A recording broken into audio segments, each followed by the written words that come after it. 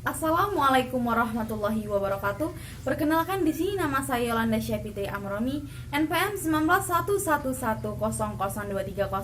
Di sini saya akan mempresentasikan tentang sejarah perkembangan pendidikan Islam. Sejarah awal perkembangan pendidikan Islam. Sejarah perkembangan filsafat pendidikan Islam dimulai ketika terbentuknya filsafat yang mengajarkan tentang usaha mencari asas-asas fundamental pendidikan Islam, berpikir logis dan rasional yang mengarahkan seseorang menjadi pribadi yang berpegangan pada pendidikan lingkungan. Nah, sebagai seorang muslim kita harus tahu kapan sejarah perkembangan pendidikan Islam, yaitu melalui Al-Quran dan sunnah-sunnah dan perkataan sahabat serta pemikiran para tokoh filsafat pendidikan Islam. Dengan demikian kita mampu mengetahui awal dimulai sejarah pendidikan Islam serta perkembangannya. Nah, filsafat pendidikan Islam diperkirakan berkembang sejalan dengan latar belakang sejarah perkembangan agama Islam. Seperti diketahui, penyebaran agama Islam berawal dari Mekah, kota kelahiran Rasulullah SAW.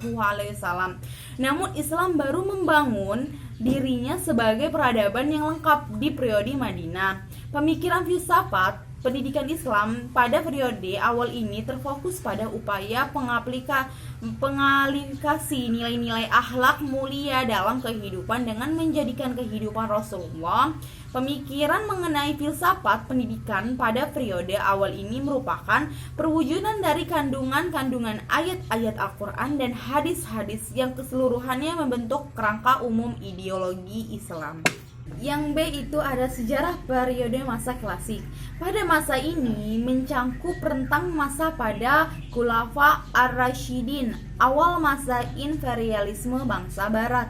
Rentang waktu itu meliputi masa pemerintahan Bani Umayyah dan Bani Abbas, masa keemasan Islam dan masa kemunduran kekuasaan Islam secara politis hingga ke awal abad. Sistem pemerintahan Rasulullah SAW dan Khalifah ar-Rasyidin berbeda dengan masa pemerintahan Bani Umayyah dan Bani Abbas karena memasuki era kekuasaan Bani Umayyah dan Bani Abbas. Sistem pemerintahannya bersifat absolut. Pengangkatan dan kekhalifahannya tidak didasarkan pada prinsip pemilihan dan penunjukan atas dasar balat, melainkan didasarkan pada garis keturunan. Yang kecil itu ada sejarah periode masa modern. Periode modern ini dimulai sejak tahun 1800 menjelang periode modern ini setelah Bani Abbas dan Bani Umayyah secara politik dapat dilumpuhkan, kekuasaan Islam masih bisa dipertahankan. 3 kerajaan besar yaitu Kerajaan Turki Utsmani, Eropa Timur dan Asia Afrika, Kerajaan Safawi, Persia, dan Kerajaan Monghol di India masih memegang hegemoni kekuasaan Islam. Negara-negara Eropa sebagai industri bagaimanapun membutuhkan negara timur untuk dijadikan sebagai kolonial mereka. Alasan penjajahan ini erat kaitannya dengan kebutuhan industri. Mereka akan baku sekaligus sebagai pemasaran bahan industri yang mereka hasilkan. Dan wilayah-wilayah timur bekas kerajaan Islam memiliki hasil bumi yang mereka butuhkan, serta jumlah penduduk yang membutuhkan hasil industri barat. Nah, pengaruh pembaratan yang berlangsung sejak akhir abad ke-17 atau awal abad ke-18 yaitu mulai didasari oleh para intelektual di negara-negara Islam menjelang akhir abad ke-19 di bidang pendidikan.